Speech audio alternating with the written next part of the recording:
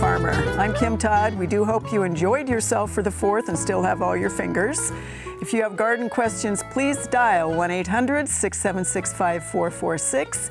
You can also contact us with pictures and emails for a future show. That address is byf@unl.edu. We do need to know where you live. Give us as much information as you can so we can give you a good answer. With that out of the way, we are going to start with samples. Wayne, you have tiny creatures. I do have tiny creatures. They like to invade people's homes. When we get warm, I know we're getting a little bit of a reprieve from the heat late this week, but we were warmer earlier, and it was time for the strawberry root weevils to start invading. They like to come in and invade, and they wander all over just like they're wandering over me right now. They don't hurt anything. They're just trying to find a cooler place to spend part of the summer until it cools back down. Then they'll head back outside. And they're not a danger to anything inside or out. Don't smash them. You might leave a stain on the wall or ceiling where you smash them. But bagless vacuum cleaner works really well, or just a cup, because they play dead as soon as they get something next to them. All right. All right. Thank you very much. Capture that one off your wrist. Rock, this is a monocot, so I guess we'll forgive you that it's not really a grass. It's not really a grass, but what I wanted to show here, sometimes things mimic other things. You know, we see aphids look like phenoxy injury and whatever, and sometimes it goes the other direction. But in this case, this is me being clumsy. I was spraying around the mailbox, and I stepped away from the mailbox thinking I had another step with the sprayer in my hand, and of course the nozzle was not engaged, and then I stepped off the curb and fell, and when I fell, I squeezed the trigger on the glyphosate thing because I was spot spraying for weeds in and around on the mulch bed. And this is a daylily, so thank God it won't die because nothing can kill a daylily. But you can see where the direct hit was, and it's where it's very discolored.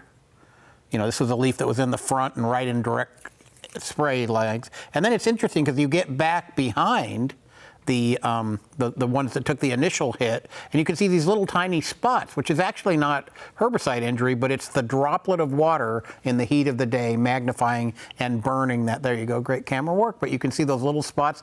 You know, there may be a little bit of herbicide in there, but it's basically, we saw this injury within the very next morning. You could see it after a warm, hot, sunny day, but the other injury ended up showing up in about 5 to 7 days, and that was because I misdirected an application and should probably never do that ever again. Absolutely. All right, Kyle, devastation in the oaks. Yeah, and I guess more things that kind of mimic other things, and I guess neither really a rot nor a spot. But I have some oak leaves that came in, and so this is a bur oak that came into the diagnostic clinic. This is what a bur oak leaf is supposed to look like, and I actually do know this one, right? Mm-hmm. Okay, good. My plant ID is spotty on occasion, but they were concerned about this and all this feeding, or kind of this. They thought there was some critter that was feeding all over their oak leaves, wondered if it was a Trinidad scorpion or something like that. But it's actually oak leaf tatters. And so this is a physiological abnormality that we see with a lot of oaks. I've been seeing a fair amount of it this year. We don't have a great reason for why it occurs. There have been some herbicides that have been implicated to make samples or to make symptoms worse, but we can also see this injury where we know there is no herbicides being sprayed. But basically, we just get this the tissue between the veins is gone, and it looks a lot like insect feeding. Generally, it's going to be pretty uniform throughout the entire tree. Often it's not going to cause a major problem, but just something to kind of deal with. And if you see it, don't be concerned, and don't blame Wayne for this one either. All right. Okay, John, some peppers. Well, I have some peppers, and it's because there's a scandal brewing across the country, and it's called Jalapeno Gate. So these look sort of like a jalapeno pepper, but you'll notice the color is off. And this is happening all across the country. Here's the tag. This gardener, her name was Rachel. I picked those up. So it says jalapeno, looks like a dark green red jalapeno, but all across the country, jalapenos are showing up bright yellow like a banana pepper. And so the theory is, and I'm going to do a little research, but it's Oklahoma, Kansas, California, Nebraska. It's all over Facebook. My theory is that the seed supplier had some crossbreeding issues with banana peppers, because in some places they look like jalapenos that are just yellow. In some places they get banana pepper shapes, and in some places the peppers actually stand upright like the Thai chili peppers. And so that's what's going on with jalapeno peppers across the country. Interesting. All right, first round of questions. Wayne, you have 2 pictures on this one.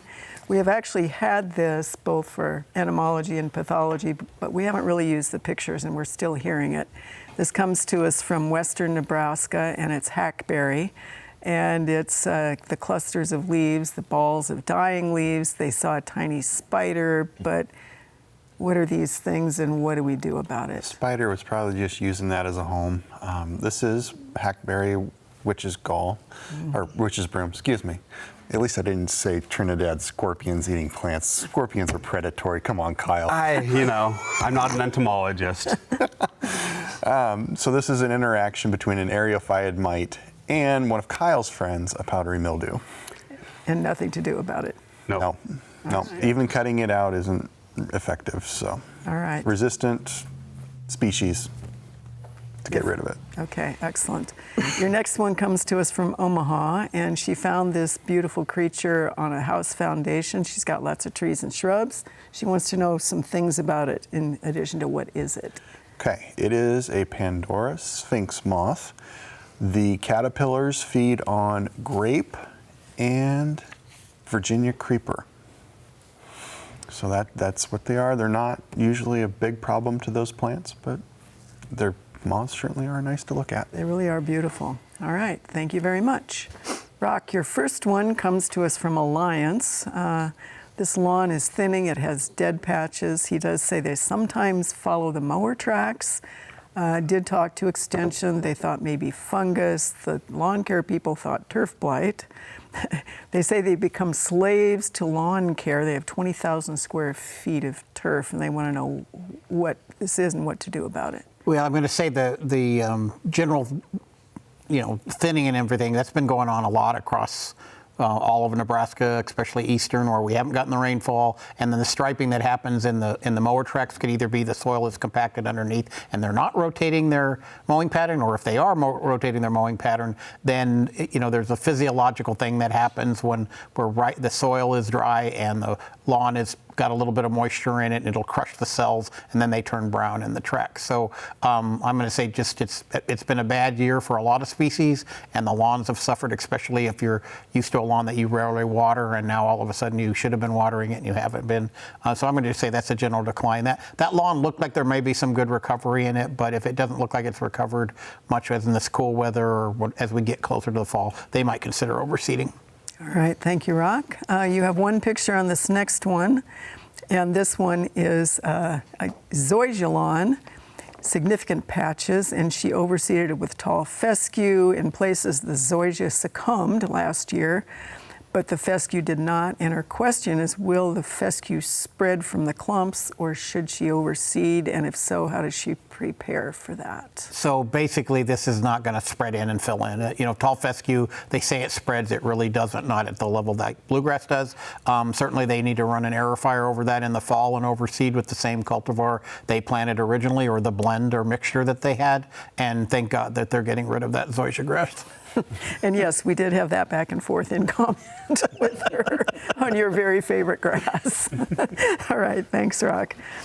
This one, Kyle, is for you. This is a master gardener from Wahoo. She found a seedling in a flower bed. She said she thinks it's an oak. She doesn't think it's chlorosis. She wonders, will it continue as the plant grows or revert to plain green? And she's wondering if she should apply for a patent. You could.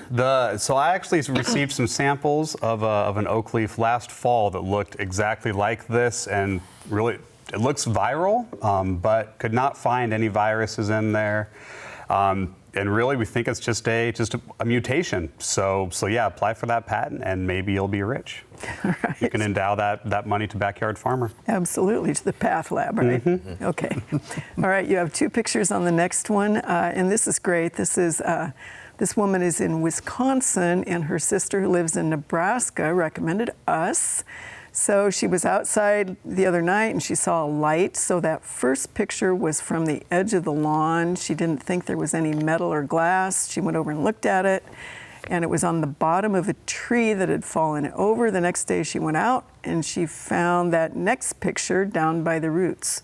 So she couldn't really tell what was going on there. Yeah, this is awesome. So this is some sort of bioluminescent fungus is most likely what's going on here. There actually are quite a few of our common mushrooms that can bioluminesce in the right environments, and so a lot of them that we think about that are kind of pathogenic, like armillaria, we'll typically see a lot of fruiting bodies at the base of a tree, but armillaria can bioluminesce in the right conditions. Mycena, some of our inky cap mushrooms can also bioluminesce, but I guess there you just have a hyphal mat, and what the actual fungus is, I'm not sure, but it's probably feeding on that decomposing, that tree that had fallen, and just something really cool to look at. This should probably be patented, in all honesty. All right. John, you have 3 pictures on this one. She had a linden that was topped, obviously. And unfortunately, this is in the Benson area. And then we have one of those double leaders that still has some sprouts on it. What do they do about this? Is this a goner or what? I think this one is a goner, and I think I read in the notes in this that they had someone come and do some pruning on it, and it's just probably, and topping a tree is never a good idea, and so I think it's just been improperly pruned with that topping. These water sprouts that are coming out, that is sort of like a sign, that's the death throes of the tree. So eventually you're just going to have to cut that all the way down, unfortunately. All right, and you have 2 pictures on this next one. This comes to us from Wahoo. It is Tree of Heaven. It's 50 feet tall and 15 feet around. The leaves are getting a little sparse and some dead areas, but he's wondering anything he can do to help it or just enjoy it while he's got it. You can prune it up and sort of make it look a little nicer, but it is on its way out. And to be honest, Tree of Heaven is actually an invasive species in Nebraska. It might be a male tree, so it's not producing fruit and spreading, but it can still contribute to that. And so, I think it's short-lived. And like I said, it is an invasive species in Nebraska and much of the U.S. All right, thank you, John. Well, we cannot overestimate the importance of pollinators. So for our first feature, Scott Evans is going to talk about different blooming seasons and how that helps support pollinator habitat.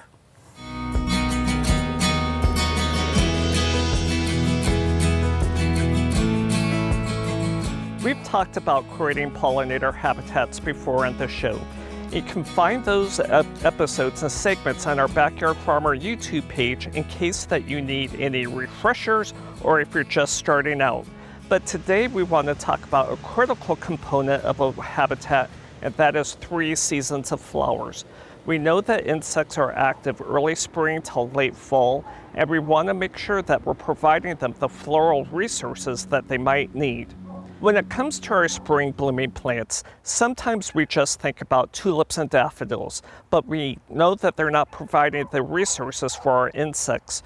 We want to incorporate plants such as the wild geranium, the ground plum, the pasque flower. A lot of our penstemons do very well here, but we don't want to limit just to perennials. We can incorporate small shrubs and trees into the landscape, such as the viburnum, witch hazel, fothigilia, the fringe tree, and even the redbud. They provide a lot of shelter for the habitat, and they help extend the bloom season.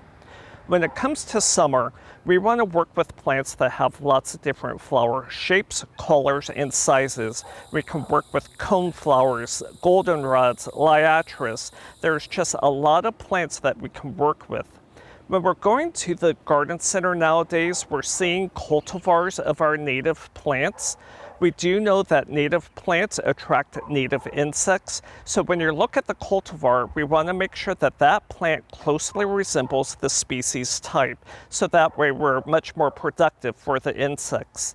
And when we start looking at some of our introduced plants that are not invasive, such as the hosta that does really well in the shade, it provides a lot of resources for our insects.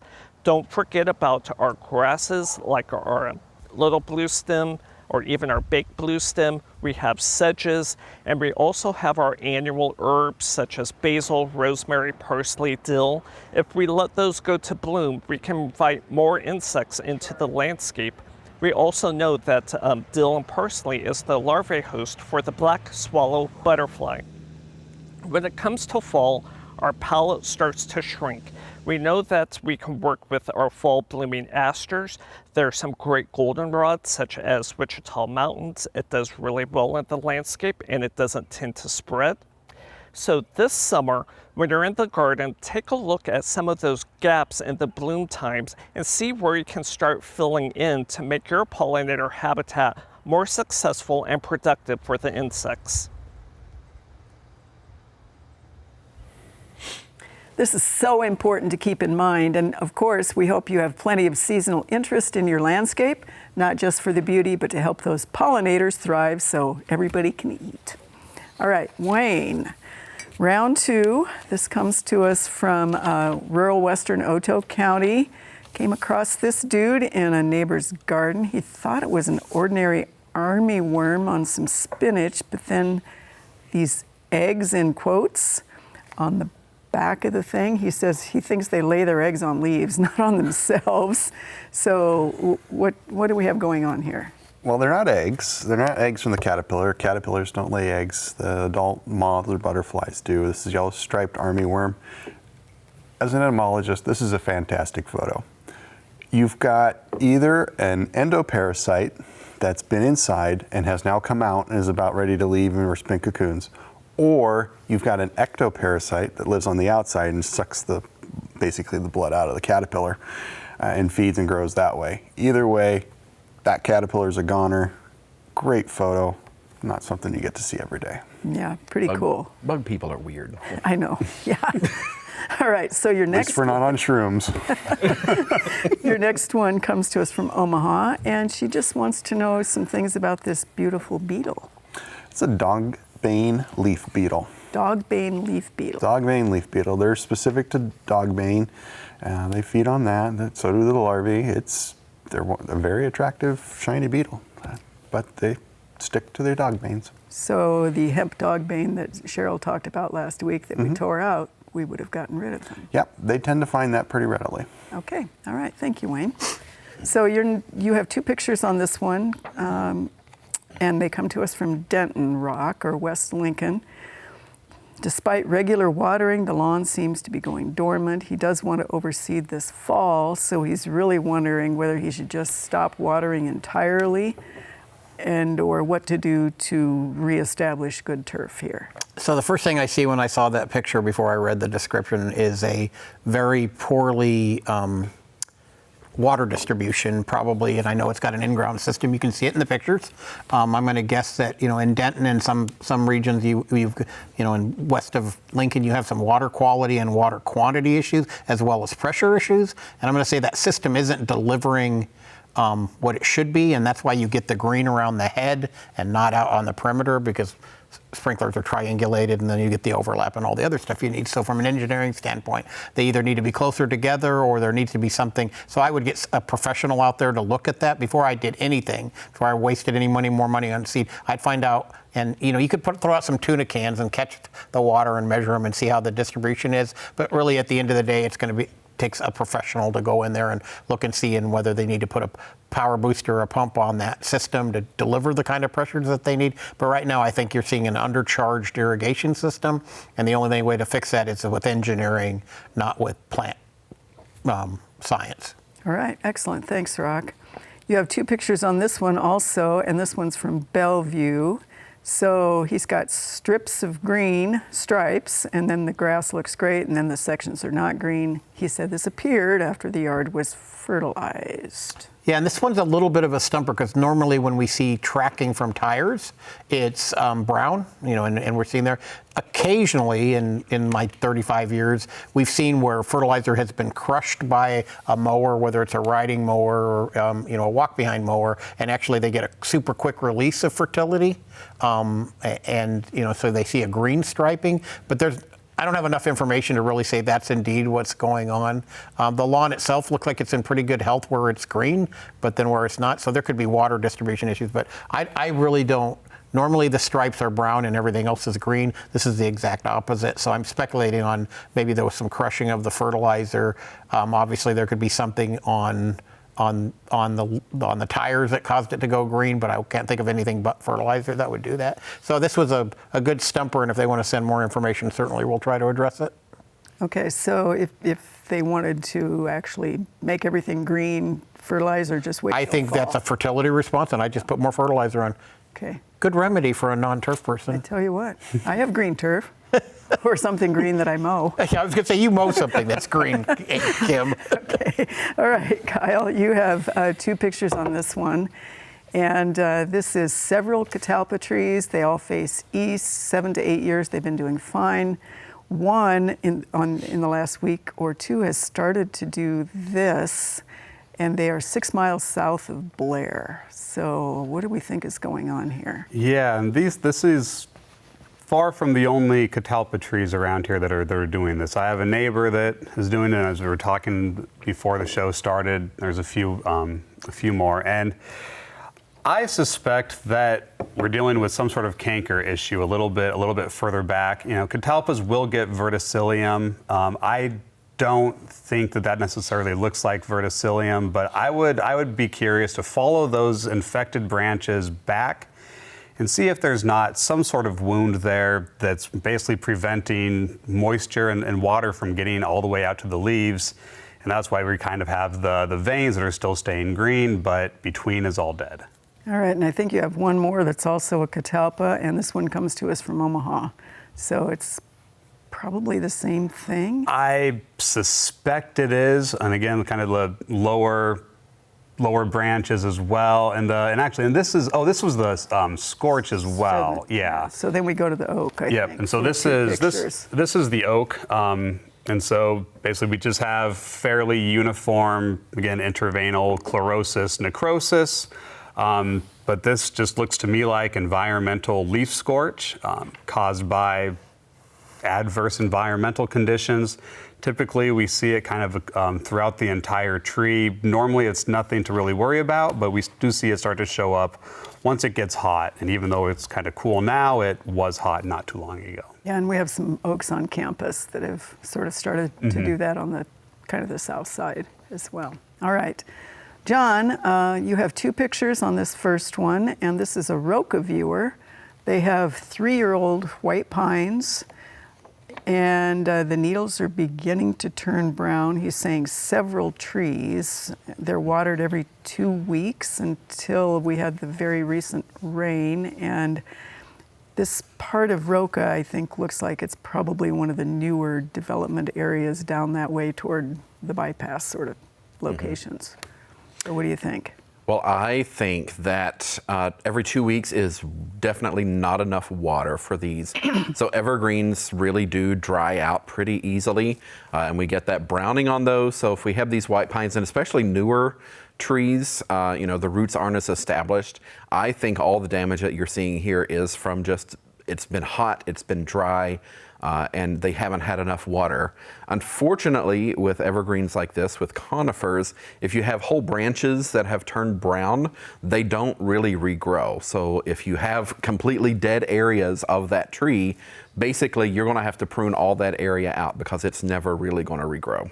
So, and again, if you look at the color of the remaining needles also, they were a little bit too yellow, probably. Yeah. So maybe the moisture is also not getting down into the ball, which can happen, I think, with a bigger tree like that. Does that? True. Probably Yeah. makes some sense. Yeah, I think there's just several issues going on with those trees. All right, so water more. Water more. All right. So your next one comes to us from rural Malvern, Iowa. And this is one picture, and it's a spring snow flowering crabapple. She did say it froze last season, so she's saying early spring of 2023, so probably had one of those terrible freeze dealy bobs going on. This year it looks like this. She's wondering, can it be saved? They'd like to save all or part of it, if at all possible. Is that a possibility? I mean, you can save part of it. Would I? Probably not. So, you have to sit back and think, if the dead half of the tree is gone, am I going to love what's left? And, it's going to be, not the best quality tree, not the best looking tree. So it is possible just to cut out that dead and leave what's living. But I don't think I would do that. I wouldn't recommend that. And you're going to be happier if you just go ahead and cut that out and replace it. All right, thank you, John. We have crab apples dropping like flies in Lincoln, Yeah. too. So, well, one of the great things in our garden are all of the All-America selections. Terry James has picked one out this week for us to focus on out in the Backyard Farmer Garden.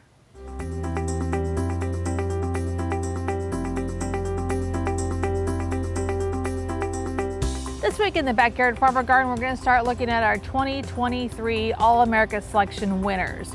Remember, those are the ones that have been through the trial gardens and were the best of the best, and we get to display them for the next 5 years. So this week we're going to look at the first one, the Snapdragon Double Shot Orange Bicolor.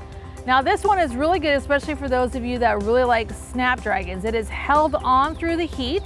It looks fantastic. It's a double flower and it's a bright orange, and it really kind of stands out in our garden. As you know, it's an annual here. It'll take full to part sun. We have it planted in our beds, but according to the judges, you would only need 3 in about a 10 to 14 inch container to fill it out and look fantastic for the whole summer. But remember, you need to make sure that you add those spillers in there to make your container look great. So stop by the Backyard Farmer Garden and check out this fantastic Snapdragon Double Shot Orange Bicolor flower. Of course, it is time for the lightning round. All right, you are up first, John. Are you ready? Is a jalapeno yellow? Sometimes. Sometimes. All right, your first one comes to us, we're not sure from where, but he is transplanting asparagus from pots. He rescued it, and he wants to know when he can move it to his forever home. I would wait until the fall when it's not as hot and dry. All right, this is a McCook viewer who says the potatoes have small branches on top that look like tomatoes. What are those, and what should she do about that? Those are the fruit of the potato plant. They are related to tomatoes. You can just leave them. All right. This is a Western Iowa viewer who said in that 4th of July storm, a tree tipped itself out of the ground. Can it be just stuffed back in and restaked, or should they give it up? I would give it up. All right. We have a Lincoln viewer who has actually peaches that are just loading down his tree. He wonders if he should go ahead and thin them or just let them be. If it looks like it's going to break the branches, go ahead and thin them.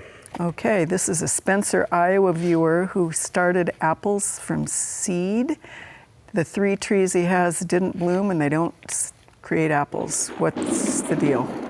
Well, if it is a seedling that you started from seed, it can take many, many years for that to produce. It's a standard tree, so you might not get production for 10, 12, 15 years. All right, thank you, John. Nice job.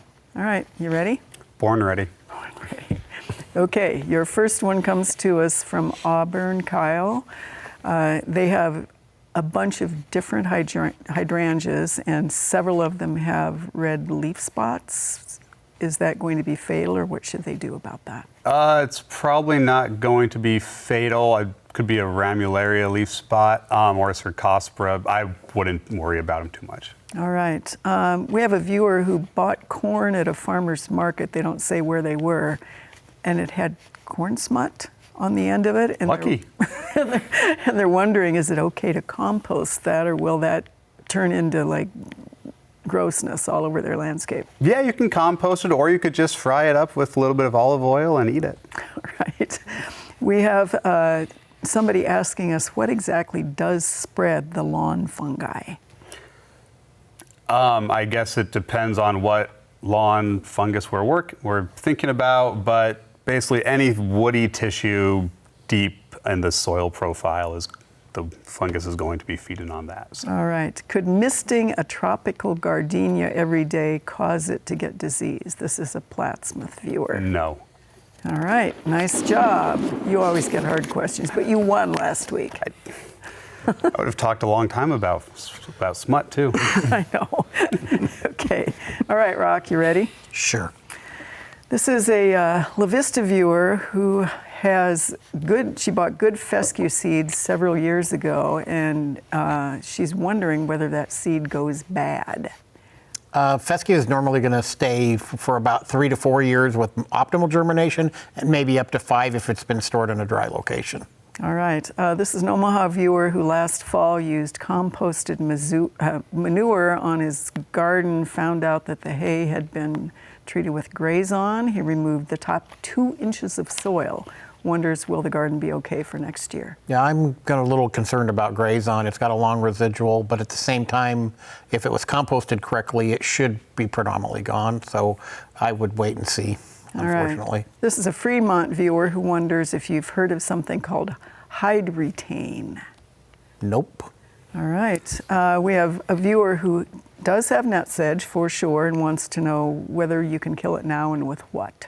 Well, right now you're just going to burn it back and irritate it, and it may pop more plants than before. So we generally say before the longest day of the year, or actually the first couple of weeks in June throughout eastern Nebraska is the best time to treat. All right. Nice job. Okay, Wayne. You ready?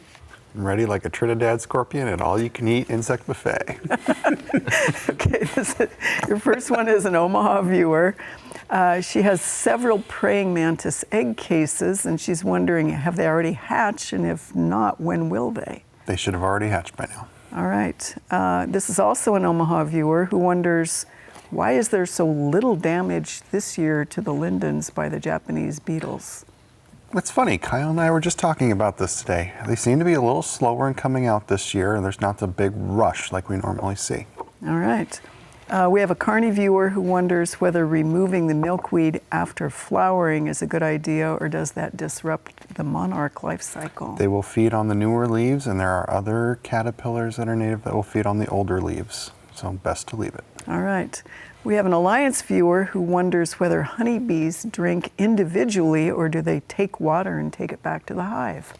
Both. All They right. will drink for themselves, but they will also take it back and regurgitate it at the hive. All right. And then their second question from the same viewer is, how much water do they need? I can't give you an exact amount, but they use it for cooling the hive as well as for drinking. So they would need it for both purposes. All right. Nice job. Who won? A tie. John and I are going to have to fight over it again. Okay, nice job. Okay, John, plants of the week. Plants of the week. So we have 2 lovely, very important pollinator plants here. So many people will recognize this. Purple coneflower or echinacea. Many people will recognize either of those names. Great pollinator plants, really, native plants that feed lots of pollinators, lots of different soil types. So it's pretty good for many different types of gardens. And then we have this whitish kind of, if you were close, you could see that's also a little pink. This is called Culver's root. It's also native, and it can range between 2 and 6 feet.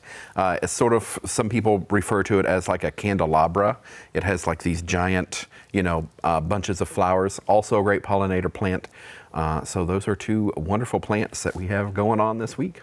In the Backyard Farmer Garden. Right, Of right course. out of the Backyard Farmer Garden. All right, thanks. Okay, you have 2 pictures on this first one, Wayne. This comes to us from Papillion. And this is a 4-year-old mandarin honeysuckle vine, a wonderful flush of flowers, then nothings. The blossoms appeared to be drying up. She got a magnifying glass out and found specks and stuff. There's all kinds of aphids on this. just like was said earlier, aphids can mimic herbicide immaturity. They can shrivel things up based on their feeding. It's likely what's going on here. Might be a little too late to save some of the flowers. Maybe it'll grow out of it if it continues, but you got to get those aphids off of there. Hose or something with permethrin or insecticidal soaps work well. All right, one picture on the next one. This comes to us from Cozad. Showed up on our annual cannas overnight. What is this?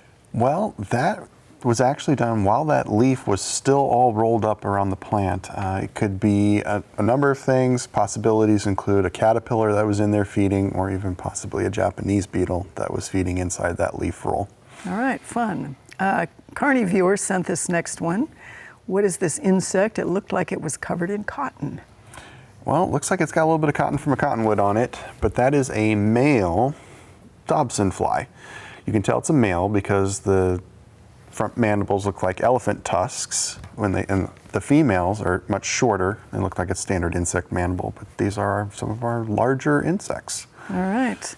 Then we have an Omaha viewer who found these while digging in the backyard. Wonders what they are. Well, they're scarab pupae of some kind. So scarab beetles include our Japanese beetles, mast chafer, May June beetles. It's hard to tell which one it is. Pupae are really hard to identify. They're worse than grubs are to identify. So it's one of those. Fun find. All right, and then Carney again, and this viewer has something eating the aspen leaves and stems. Well, we're not going to be able to really tell them what it is without seeing the actual critter. There's a lot of caterpillars that will feed on aspens. There's a few sawflies that will feed on aspens. It's not Japanese beetle because it's not skeletonization. We know that, but beyond that, I can't tell you much. All right, thanks, Wayne. You have 3 pictures on this first one, Rock. This comes to us from La Vista. She thinks this is crabgrass that has taken over a bare spot in the yard and it's invading the vegetable garden. She wants to know how to treat so that she can garden, or whether she should give up and just plant turf. It's crabgrass, and she was correct in that assumption. In the vegetable garden, you certainly can get rid of crabgrass with a preen product, a preen-based product. There's also an organic preen as well as a synthetic preen, so that's up to her to decide, and timing is important. So read the label, but generally you're going to want to get that on around the last week in April, first week in May for the garden, and then if you want to go back to lawn or put it and make sure it doesn't spread anymore from the lawn into there, then make sure you get a pre-emergent on in the spring. All right. You have one picture on this next one. This is an Omaha viewer. She has this ground cover that has purple flowers, and then she thought this was a green variant that was taking it over, but then she asked, is this a weed? No, I don't think that's a variant. I think this is a weed. And you and I talked about this. It looks a little like immature Pennsylvania pellitory, and we both independently came up with that, so I'm going to guess we were correct. But which is a indistinct flowering, annual, native kind of plant, right? And it's who knows where it came in from or why, but certainly they can let them, it's going to do its duty and then die this year. And looks like that ground cover is relatively healthy, so it'll probably choke it out next year. All right, and then 2 pictures on the next one. This is an Omaha viewer. Had 2 of these plants on the side of the yard choking out the hosta. They had a 12-inch long flower that she thought was small white flowers, and it's now going all over the place. Any ideas on this? So it's not really a picture that I can get a whole lot of information from. It looks like it might be an amaranth of some kind. The leaf structure and everything else looks like that, but we need a little more, either a closer picture or a more mature plant, so if they'd be willing to let some of it go. But I think it's obviously invading, and if they want to get rid of it, then go ahead and do that. But I can't really make a recommendation until we had positively idea it. All right, thank you, Rock. Kyle, you have 1 picture on this first one. This comes to us from Dwight, and she wonders whether zinnias also get Astor's yellow, because she did send us a picture of a coneflower with them. Yeah, they can, and that's what we were looking at here. And so Astor yellows is caused by a phytoplasma, which is basically a bacteria that doesn't have a cell wall, but it's vectored by some leaf hoppers. Nothing to do about it. So if you don't want that in your garden, although this one that's kind of half pink and the rest of the flower is green, I think that looks pretty cool. But if you don't want it, you'll need to remove those. Right, and again, the zinnias don't really do this. They just They just kind of get that epinasty, that abnormal growth. All right. So then you have two pictures on this next one. This comes to us from Plattsmouth. This is a flowering pear. The leaves are brown in some spots and have orange spots. And then the second picture has these branches that are completely brown. He's wondering what this is and what to do about it. Well, the first picture is rust, and so we'll be seeing that on every pear coming up here. The second picture is it looks a lot like fire blight. When I had zoomed in, some of the looked like we did have kind of that stereotypical shepherd's crook symptomology. I wasn't seeing a lot of the black petioles that we'd normally see with fire blight, but depending on different hybrids and their resistance, sometimes we don't quite get that black coloration. But I think this is fire blight. You should probably prune this branch out. All right, and you have one picture on this next one. This comes to us from Crofton. She says they have new potatoes that they are harvesting and they have scab. She wonders how to prevent it.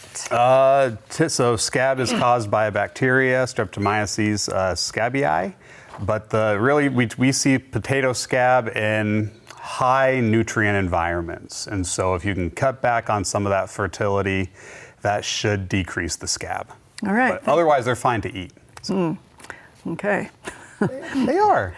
John, we will move right on. This comes to us from Takema, and speaking of potatoes, and you have this one and then a second one. The first one is browning of the potato leaves, and the second is from Hastings, and this is a Yukon Gold. So we have three different varieties in the first picture and this one, and I know you guys had a little back and forth on it, so. Yeah, it could be a disease. You know, we get fungal and bacterial diseases. We have things like late blight that causes a lot of damage on potatoes. And so it could be something like that. I was also thinking, you know, it's been hot and dry, and so we do get some like leaf scorch and damage on some things, but I'm leaning towards some sort of probably fungal disease on these. Yeah, and I think that late blight makes a lot of sense based off of the images and the weather that we've been having too. So rogue them out? Yeah, there's not a whole lot to do. All right, two pictures on this next one. This comes to us from Clancy, Montana. She used to live in Magnet, Nebraska.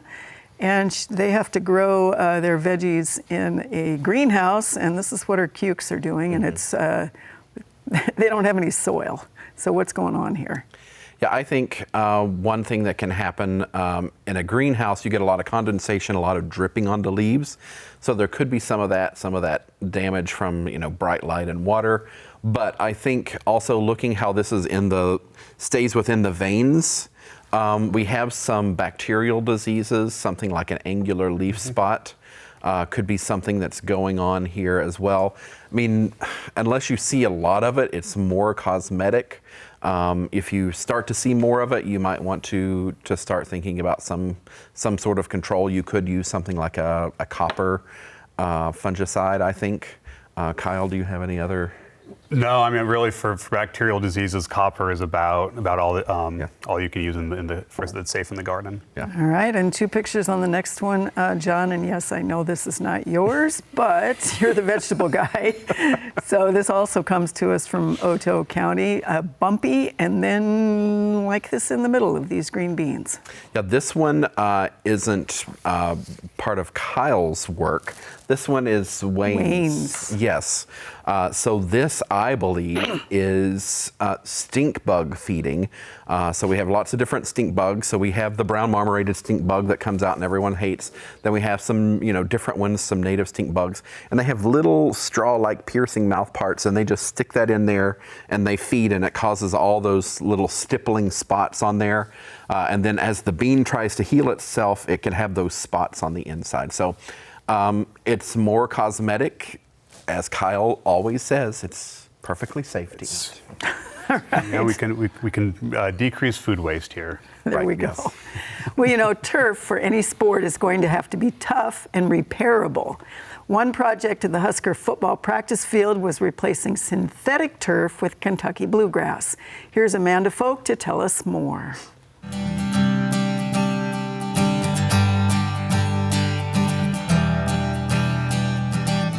So there are a lot of changes that are happening here on the main campus at the University of Nebraska-Lincoln. And one of the big things that are happening is here on the practice field for Husker football. 11 years ago, this was started as a one artificial and one real grass field.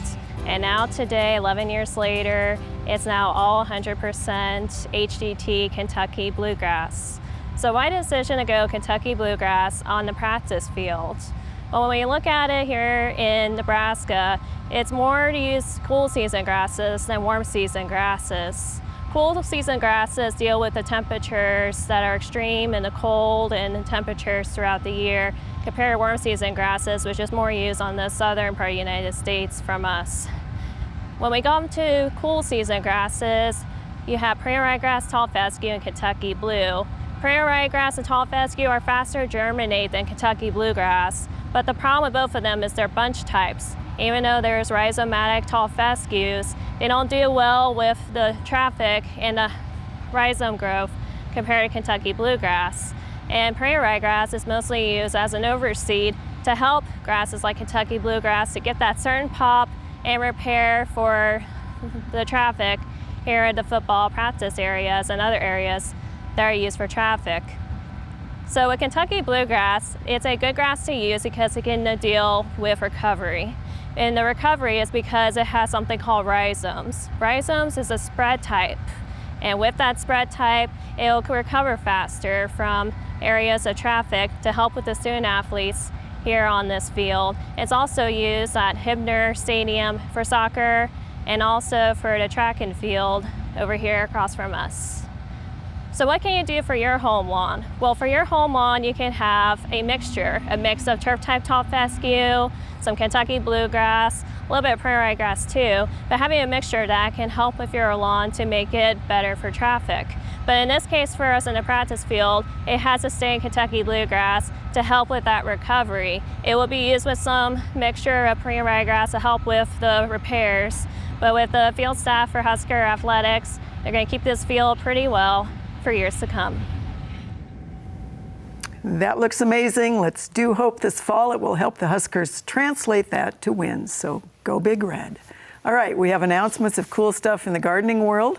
Our first one is Daylily Days. All the information is on the screen, and that is in Bradshaw, Nebraska. Our second one is the East Campus Discovery Days, our second one, which is this Saturday from 10 to 2 right here on East Campus. Lots of fun stuff. Third one is the annual Plymouth Garden and Art Show on the 8th, also at the Plymouth Community Building. And our last one is us. We will be live on City Campus on July 19th, 5:15 Q&A. The show is at 6, and this is north of the Woods Art Building, so that'll be a lot of fun. All right, gentlemen, we have a lot of questions and not much time. So your first one, Wayne, comes to us from Wayne, Nebraska, and they wonder what these guys are. They know they're not typical potato bugs. What are they? And they did kill them with 7. Yeah, that'll work for them. Ash gray blister beetles. All right, kill them. Yep, they will mow those potatoes down. Okay. Then we have a Lincoln viewer who found this in her basement. She wonders if it's a roach. It is a cockroach, but this is our Pennsylvania wood cockroach. They generally don't do very well inside, so if the basement's a little damp, dehumidifier should work just fine. All right. This next one comes to us from Omaha. She's wondering what this is. It's destroying her pentas flowers, and she wonders what else it will eat. Well, that is a white lawn sphinx moth. They eat a lot of weedy plants. Go throw it out on the edge of the lawn, and maybe it'll help control some of those weeds for you. Okay. Then 2 pictures on this next one from 2 different viewers, actually. They found this guy, and they wonder whether we can identify. He did stick his tongue out when she touched him. Yeah, it's pretty characteristic of swallowtails. They have that forked organ there, and this one is an eastern tiger swallowtail. All right, so good guys. Yep. Okay, Rock, you have 2 pictures on this first one, and she's wondering whether this is maple leaf goosefoot or Jimson weed. She says it does stink. She's wondering why we would tear some of these things out, but she does want to know what this is. This is black henbane or common henbane. It's basically a nightshade, and when she said it had a stinky smell, you know, we read the description. It's also known as fetid or stinky nightshade. I've never seen this physically before, so that was kind of a surprise to there. And it looked a little like a goosefoot maybe or something based on the leaf shape, but based on what she described and the height she described, I think we're pretty confident to say that it's a common or black henbane. It's, you know, invasive in every surrounding state except Iowa. So she says, why would we want to get rid of it? Well, it does tend to cause some problems in grazing ground and crop ground. So maybe it's something that she wants to consider roguing out for that reason alone. Okay. You have 2 pictures on the next one. They come to us from Beatrice. She came up on a slope when she planted zinnias, and she doesn't know whether she should rogue this one out. Rogue this one out right now because it's going to produce a bunch of flowers. This is giant ragweed, and she's going to be really unhappy if she or anyone in her family has hay fever. So rogue that baby out before we see flowers on it. She had sent really good pictures. Yeah, those are awesome pictures. Kudos to her for the quality of those pictures. We don't know where this next one comes from, but he wonders what it is. It does have tiny little yellow flowers. This is yellow nightshade. It has yellow flowers, and weed scientists are just like pathologists and entomologists, not very creative. It's yellow nightshade. Get rid of it? Probably want to get rid of this one. It doesn't really have much value, and it's not like, you know, nightshades are a big family. Potatoes and tomatoes and peppers are all members of that family, but this isn't one you can eat or do anything with, and it looks like it's shading out some of her desirable plants. Okay, and then you have 2 here that are bindweed, and we simply want to know what is the chemical you use to kill it. So if it's in the lawn, Clincrack or Drive, available online and in various stores, works. It's just death in a bottle for a nightshade. I think they said that it was in their pollinator garden, so then they're going to have to spot spray. But once again, I would use the Drive product and be very careful to keep it off the desirable pollinators. All right, 2 picks on the first one from Elgin and 1 pick from Omaha from Douglas County of these beautiful shroomies. What are these, Kyle? These are wood ears or jelly ears. They are auricularia fungi. We see them quite a bit growing on kind of dead or not terribly long or not long for this world trees. Can also see them, like in this case, sometimes they'll pop up in the turf, but they are feeding on something woody underneath. Nothing to worry about, just pretty fun. All right, Dwight, Nebraska. Second year he's had a garden in the spot. First year planting zucchini. Is this a rot spot or just because? I think it's. I would want a little bit more information. Would want to look at a sample. It certainly could be a spot, a pathogen going on there. As John mentioned, we do get kind of looks like one of those bacterial diseases, but I would want to see more. All right, and one more, and this is from Murray. What's wrong with the Brandywine tomatoes? And we know that Wayne started this, so they're just rotten. Right? Yep, Wayne started it, and then a fungus came in and made it black, and I would not eat this one. Okay. Are you sure? Yes, but it's a tomato. Tomatoes are gross. True. Oh, gosh. Okay. John, 2 pictures on this first one. This is actually a phlox, and, kind of starting to turn some tart pinkish sorts of colors. Is this supposed to do this? Is this too much water? What do we have going on here? I think some of it could be sun. You're getting like a little, not sunburn, but some plants have different colors when you get a lot of sun. Could also be some root issues, but I think it's mostly sun, probably. All right, 2 pictures on this one. This comes to us from Fremont. Just notice this new growth, on the new growth of the grapevine. What is this? Isn't that interesting? So that is herbicide drift. So we see that sort of curling of the leaves. That is what happens when we get herbicide drift. Okay, quickly on this one, this is Westerville, Nebraska with a hibiscus. What's going on with this? I think this could also be herbicide drift. You know, you see those new leaves. The way that I can tell the difference, if you can roll them out and flatten them back out, it's probably not herbicide drift. It just could be drought or water issues. If they actually grow that way, then it's herbicide drift.